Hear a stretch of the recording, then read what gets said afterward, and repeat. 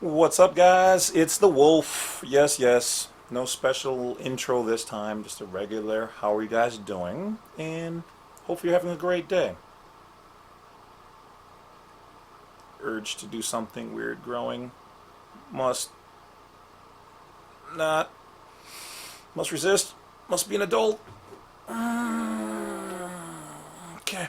Alright, so it's your boy the Wolf. In this particular video, I just can't do it. What's up, guys? It's your boy, the Wolf. All right. So I tried my best. It's just not in me. It hurts. Just gotta be me. Gotta be me. All right. Let's see. All right. So this particular video is about the DS-11. All right. So it's the application for a brand new passport book or card or both.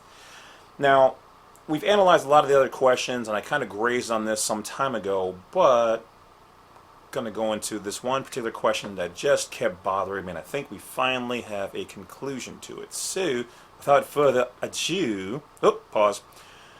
Thank you guys for supporting the channel. Appreciate you guys. The donations have been decent, okay, but the subscription service has been taking off. So, if you want to make a one-time donation, great. Otherwise, if you want to join the Wolf Pack, and those people know why they enjoy that particular private area, not everything should be put into the public. But, yeah. So thank you guys for subscribing. Remember, it's only $2 a month. You don't even, I mean, it just comes right out of your account. And I only get like half of what's in there. So I'm really only getting $1 for this information. So for $12, you guys are getting some fire information. So, like most people, pick a plan that suits you and support the Wolf. You guys have spent way more money on less stuff than that. And for way worse. I know how some of y'all got that 40. And I know how some of y'all spent your 40. Just saying. Alright, let's get going, guys. Alright, so we were talking about the DS-11, and in there, one of the questions, number 13, people always asking me about that one, or else number 14. So why would you ask what my occupation is? Okay, because if you're like the rest of us, what do I do for a living? Right. And then right here you're asking me who's my employer. Wouldn't that kind of like the same thing? Now some of us know there's a deeper meaning to these things, but in general that's what it seems like. Occupation. Let's just say Uber driver. Okay? Employer. Uber. Now what a lot of people don't understand, and it says also or school. Okay? Okay, so school, as we know, just means where are you being taught. Okay? Both of these questions can ensue a particular domicile or status. Because if you're driving Uber and you tell them, that's federal, okay, or state, depending on how you're using your vehicle. Because you have a driver's license or a commercial license and you're doing something for money on the roads, which are American, paid for by our taxes, ergo they're open to the public. But if you're using them, you have to pay the system, which pays us Americans. So thank you, U.S. citizens. We U.S. nationals appreciate you guys. All right. But why occupation and why employer? So let's look up the word occupation. Well, according to this, and I'll double check it with Black Laws, even though it's been somewhat unreliable for the new edition, with the extra deluxe version on certain things. I almost wonder like if they're covering their tracks by not having certain words in there. I've noticed certain words have also been, their definitions have changed. Sly devils, you.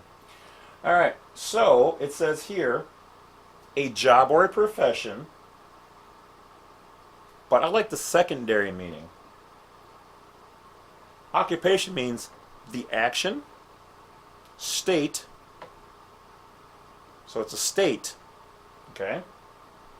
Or period of occupation or occupying, which you're not supposed to use. Even Black Law's dictionary, if you taught anything in proper English, you're never supposed to use the same word, and I know this because I used to get busted on it, to describe the word. You can't use the same word in a sentence, okay? You just can't do it. But anyway, or the period of occupying or being occupied by military force. Now, if you guys don't know what the good old U.S. is known for and what their forte is, their liquid assault, military. Okay? Large, financial, huge wealthiest, most powerful industrial complex in the world. U.S. with the treaty. Long live the United States. Okay, so, and then it goes here, for example, the Roman occupation of Britain. You guys didn't know that Britain used to be owned and occupied by people of color a long time ago, right? Check your education. All right, so anyway, so really then if we go back to here, so now that we know that this could be a period of occupying or being occupied by a military force, they're asking you on 13, are you occupying or being occupied by a military force? And if so, who? So when you put U.S. Postal Service, you're saying that you are being, either you're working with them or you're being occupied by some type, that corporation is military. Because you went under the state's, under the federal, or you're working for the federal directly. Now this is just my interpretation of it. You guys can interpret what you want to do. It's educational information, entertainment purposes only, from a non-belligerent non-combatant, friend in treaty with the United States for over 40 some years now. So employer, okay. Now as we pop back over here on the right side, it says see results about this. So a profession is an occupation founded and specialized. And then underneath it, military or belligerent occupation. Belligerent, once again. Often simply, occupation is, blah, blah. Okay, so there's deeper meanings to these questions, guys. Now, whether the processor or low-level functionaries know what they are, probably not. I mean, why would you want to teach somebody who processes these applications or a police officer or whoever what any of this stuff really means? And no offense to some of them, the good ones, but yeah, otherwise you're creating a force of woke people who are going to start questioning this, and then when they go to their bosses are going to be like, it's just the word occupation, brah. Don't worry about it. Do your job. Go out there. But these are the meanings behind their words. Okay, so let's see if Black Law's Dictionary has anything on occupation. Yes, we're going live. All right, you're going to have to work with me here. So, let's see. Officer, one clothed in office. Come on. B, occupancy. Science. It's probably under occupancy, really, but let's see. Occupation, found it. So right here, let's see. It goes 14C1, so I mean the first one. An activity or pursuit in which a person engages, especially a person's usual or principal work or business. And then it goes dangerous occupation. I'm pretty sure we can understand what that one is. 2. Second definition of that word. The possession or control. So they're asking you what the possession or control is. Or use of real property.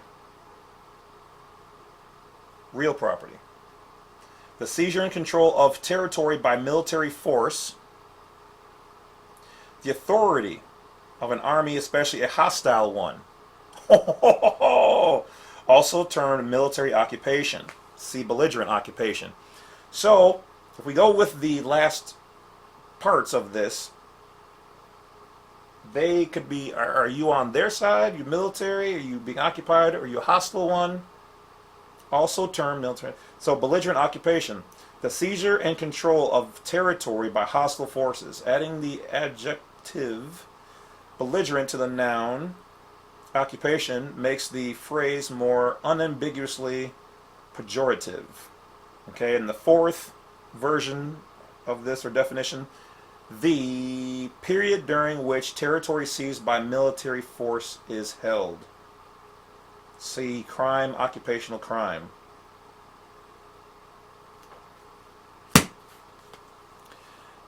Good old Black Law's Dictionary, 11th edition expanded. Don't leave home without it.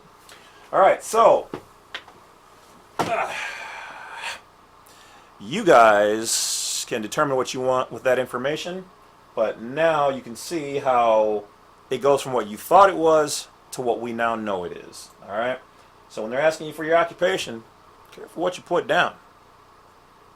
It might mean something to somebody else more than it does to you. So what should one put down? I mean, I guess that's a state of, are you in the military? Are you in the control of the military? Are you free? Are you a belligerent? So for me, I might put free, non-belligerent, non-combatant. Because I'm not being occupied. But I am holding myself down in my own neutral territory over Levitica. As far as employer, well, if you put down you're in a federal job, they're going to assume you're federally. Just remember, you can always leave them blank. None of them are starred that say mandatory or, whatever else. Okay? So as far as employer, I usually end up putting self-employed. I guess in that one I would almost probably put, free world trade, barterer, unincorporated association, something like that. Now, will that make an effect or a difference? We don't know, but at least we're telling them that, hey, we're neutral, we're not anything more than what we are. Free U.S. nationals. That's it, guys. Thank you for hanging out for this 12 minutes and 8 seconds. Definitely appreciate you guys. Don't forget to hit that bell, like, and subscribe. My brother could use all the assistance we can. And stay wise, stay woke, stay warm, stay aware. And as always, do your due diligence, whether you're watching my information or anybody else's information. And if you guys see somebody using my information out there using the S word, don't forget to report them. Appreciate you in advance. Take care of yourselves. Take care of each other. That's all for now.